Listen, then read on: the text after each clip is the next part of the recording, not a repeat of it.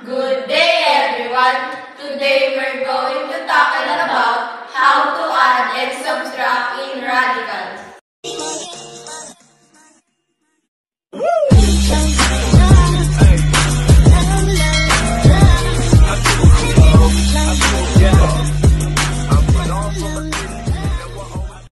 And now we're going to learn on how to do multiply and divide in radicals. Example po, pero in long term naman po ng 5 square root of 9 minus 2 square root of 9. 5 minus 2 equal 3. Ikakopy lang po natin yung square root of 9. 3 times square root of 9 is 3. So 3 times 3 equal 9.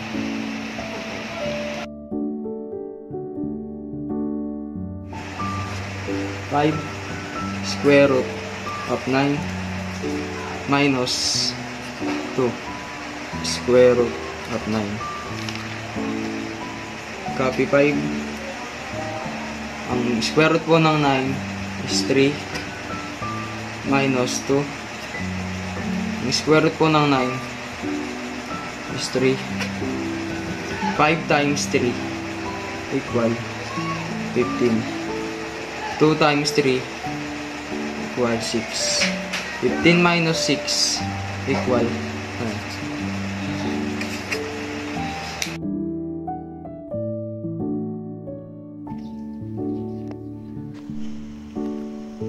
4 square root of 2 plus square root of 3 equals 4 square root of 2 plus square root of 3. Bakit po siya pinapila? Kasi bawal ipag-plus pag magkaiba ng square root. Another example po ng addition of radicals. Another example po ng addition of radicals. 4 square root of 20 plus 2 square root of 5. 4 square root of 5.4. Saan po natin nakuha ang 5.4? Pinag-times lang po natin sa 5 times 4 is equal to 20. Tapos ikakopy lang po natin ito. So, square root of 5. 4 square root of 4 is 2. Square root of 5 plus 2. Kinapi lang po natin yung nasa taas ulit. Square root of 5. 4 times 2 is 8. Square root of 5 plus 2. Kinapi lang din po ulit natin. Square root of 5. 8 plus 2 is 10. Kinapi lang din natin yung nasa gilid ng dalawa. Square root of 5. Alright, so mag-multiply naman po tayo ng radicals expression. Okay, so start with square root of 5 plus square root of 2 times square root of 5 minus 2 square root of 2. So, applicable po yung Paul method dito since they have two radical terms. So, to start with the first term, we have square root of 5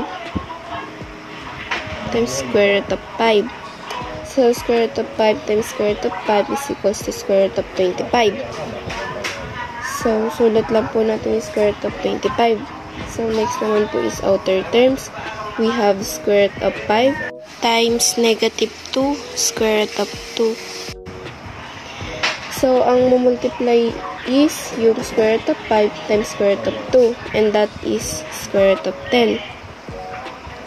So, ang product po nila ay negative 2 and then square root of 10. Next naman po is yung inner term. So, square root of 2 times square root of 5. So, square root of 2 times square root of 5 is equals to square root of 10. So, positive 10. So, lastly naman po ay square root of 2 times negative 2 square root of 2. So, multiply ay square root of 2 times square root of 2. So, we have negative 2 and square root of 4. Because square root of 2 times square root of 2 is square root of 4. So, ang gagawin po natin next is we're going to simplify this expression. So, to start with square root of 25. So, ang square root ng 25 is 5. Next naman po ay negative 2. So, sulat po natin yung dalawang terms. And then, dito naman po, so, negative 2, square root of 2. So, we know naman po na yung square root ng 4 ay 2. At itong 2 ay mamumultiply sa 2 na nasa labas. So, 2 times 2 ay magiging 4. So, magiging negative 4 po siya. Then, saka po natin i-combine yung lighters. Okay, so to start with 5, saka may negative 4. So, 5 minus 4 is equals 1. And then, dito naman po, negative 2 square root of 10 plus square root of 10. So, ito po kasi may number sa labas and ito po ay wala. So, automatic, may 1 po ito sa labas. Kasi po, invisible 1 po iyon. Kaya, magiging negative 2 square root of 10 plus positive 1 square root of 10. So, para po makombine sila, kasi po pareha silang square root of 10. So, negative 2 plus 1 is negative 1 plus 10. But since 1 siya, we don't have to write 1 sa tabi ng radicals. Ang sagot po ay 1 minus square root of 10.